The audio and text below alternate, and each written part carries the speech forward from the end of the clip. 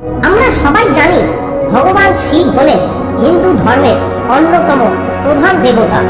তিনি হলেন শৈব ধর্মের পরম সত্তা এবং হিন্দু ধর্মের অন্যতম প্রধান ঐতিহ্য।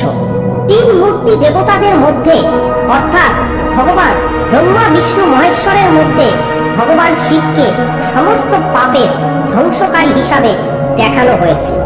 এদিকে দেবী পার্বতী হলেন একজন হিন্দু দেবী। তিনি ভগবান শিবের স্ত্রী এবং আদি পরাশক্তি। অন্যান্য দেবীরা তার অংশ থেকে জাত বা তারই অবতার বলে মানা হয়। দেবী পার্বতীকে বিভিন্ন রূপে পূজা করা হয়, তাই তাকে হিন্দু ধর্মের সর্বোচ্চ দেবী বলে মনে করা হয়। এছাড়া পার্বতী হলেন শিবের দ্বিতীয় স্ত্রী, তবে তিনি শিবের প্রথম স্ত্রী দেবী সতী দাক্ষায়ণীরই অবতার। এছাড়া দাম্পত্য জীবনে শিব পার্বতীর জুটি এতটাই জনপ্রিয় যে তাদের এই জুটিকে অর্ধনারীশ্বর রূপে কল্পনা করা হয়, অর্থাৎ একে অপরকে ছাড়া অস্তিত্বহীন। কিন্তু আপনি জানলে হয়তো অবাক হবেন যে শিব পার্বতীর এইরকম নিষ্ঠা ভরা জুটি থাকলেও ভগবান শিব পার্বতীকে বাদ দিয়ে অন্য কোনো নারীর গর্ভে সন্তান জন্ম দেন। কি বন্ধুরা, দেবাদিদেব মহাদেব দেবী পার্বতীর সাথে প্রতারণা করেছিলেন, যিনি নাকি নিজের স্ত্রী দেবী সতীর মৃত্যুর পর দুঃখে কাতর হয়ে তার মরদেহকে কাঁধে বহন করে সমগ্র বিশ্ব ব্রহ্মাণ্ড ধ্বংস করে ফেলতে চেয়েছিলেন। সেই বাবা মহাদেব অন্য কোনো নারীর সাথে এইরকম ঘটনা কিভাবে ঘটালেন? এই সমস্ত ঘটনা আমাদের মতন সাধারণ মানুষকে বিচলিত করলেও আপনি হয়তো জানলে আরো অবাক হবেন যে ভগবান শিবের কাছে এই কাজ করা ছাড়া আর কোনো রাস্তা খোলা ছিল না। আসলে দেবদেবীদের মধ্যে ঘটে যাওয়া নানান ঘটনা আমাদের মতো সাধারণ মানুষের কাছে বিচার্য বিষয় নয়। তাই ঘটনাটা আমাদের সাধারণ চোখে দৃষ্টিকটু লাগলেও এই ঘটনাটি ঘটানো যে কতটা প্রয়োজন হয়ে পড়েছিল সেই ঘটনাটাই আজ আমরা আপনাদের সামনে এই ভিডিওর মাধ্যমে তুলে ধরতে চলেছি।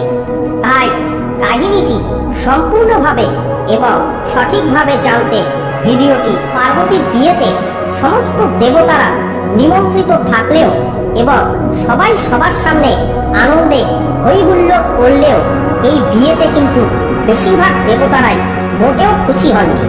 কারণ তাদের মনে ভয় ছিল যে এবার শিবের দ্বারা পার্বতীর গর্ভে যে সন্তান জন্ম হবে সে এতটাই মহান তেজস্বী হবে যে সহজেই ত্রিলোক অর্থাৎ স্বর্গ মর্ত পাতাল জয় করে ফেলবে এবং শিবের সেই পুত্র সমস্ত দেবতাদের তার দাসত্ব স্বীকার করতে বাধ্য করবে, যার ফলে দেবতারা নিজ নিজ অস্তিত্ব সংকটে ভুগতে থাকে এবং অবশেষে সোজা ভগবান শিবের কাছে গিয়ে উপস্থিত হলেন।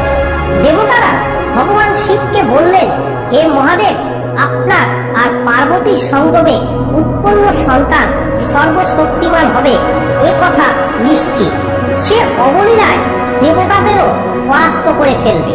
তাই আপনার কাছে আমাদের প্রার্থনা, দয়া করে আপনি পার্বতীর গর্ভে কোনো সন্তানের জন্ম দেবেন না।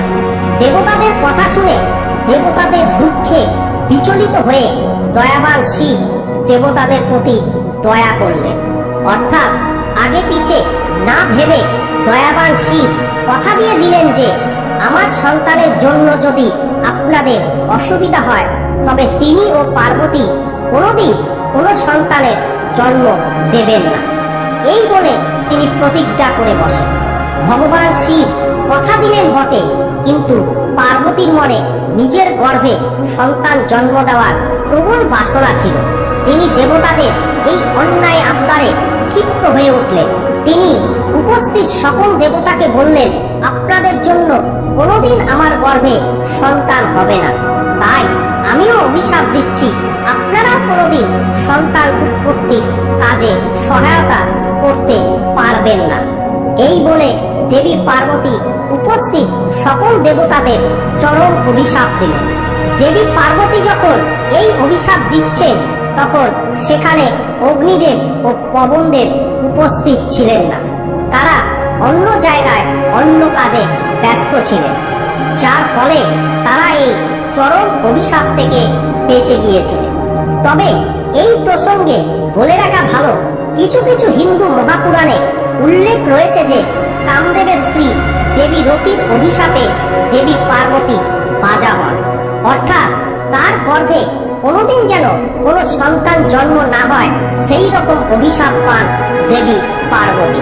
কিন্তু একদিকে যখন কৈলাসে পার্বতী অন্যান্য দেবতাদের অভিশাপ দিচ্ছেন, ঠিক সেই সময়ে অন্যদিকে প্রজাপতি ব্রহ্মা ভয়ঙ্কর রাক্ষস তারকাসুরকে তার তপস্যায় তুষ্ট হয়ে আশীর্বাদ দিলেন যে শিবপুত্র ছাড়া আর কেউ তাকে কোনোদিন মারতে পারবে না।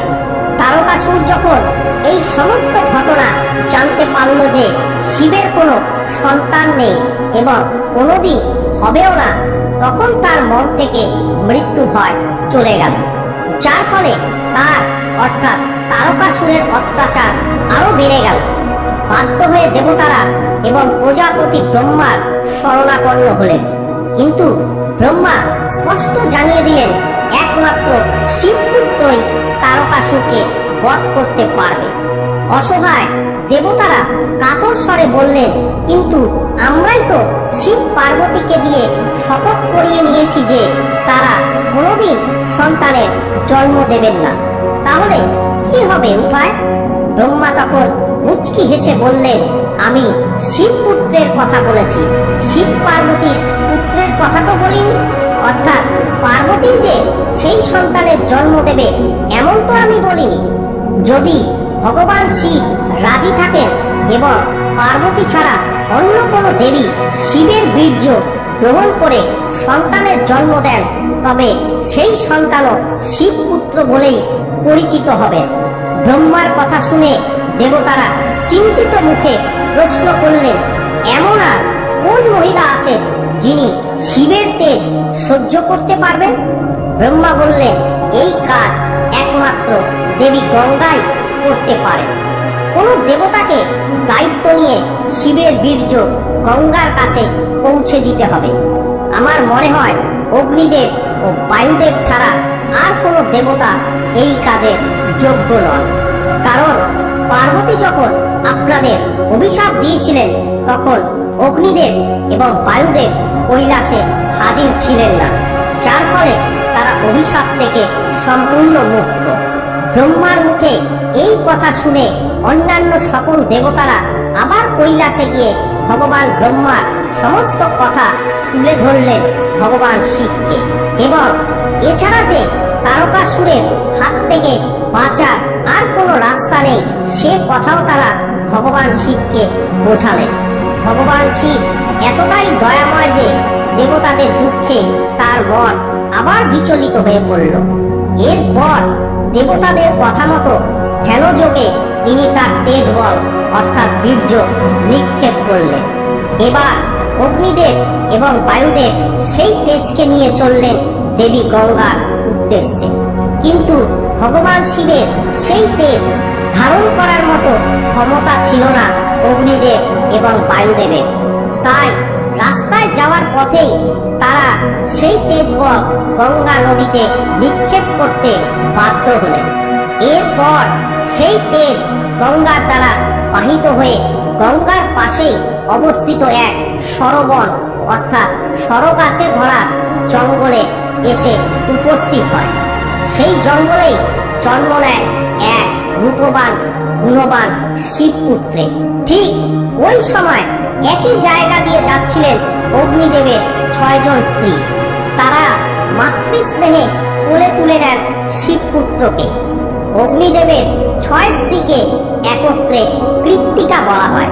তাদের স্তন পান করেছিলেন বলে নবজাতকের নাম রাখা হয় কার্তিক। এই কৃত্তিকারাই কার্তিককে লালন পালন করে বড় করতে থাকে। অর্থাৎ আপনারা বুঝতেই পারছেন যে দেবতা কার্তিক দেবী পার্বতীর গর্ভের সন্তান ছিলেন না। যাই হোক, এরপরে পার্বতী সন্তানের খবর পেয়ে কার্তিককে সরবন থেকে কৈলাসে নিয়ে এসেছিলেন। পরবর্তীকালে তিনি দেব সেনাপতি হয়ে তারকাসুরকে বধ করেন। তা বন্ধুরা, ভগবান শিবের প্রতি আপনাদের মনের ভক্তি যদি সত্যি হয়ে থাকে তাহলে ভিডিওটিতে একটি লাইক করে দেবেন, আর কমেন্ট বক্সে ভক্তি ভরে অবশ্যই লিখুন হর হর মহাদেব। এরই সাথে দেবাদিদেব মহাদেব আপনাদের পরিবারের ওপর সদা সর্বদা তার কৃপা দৃষ্টি যেন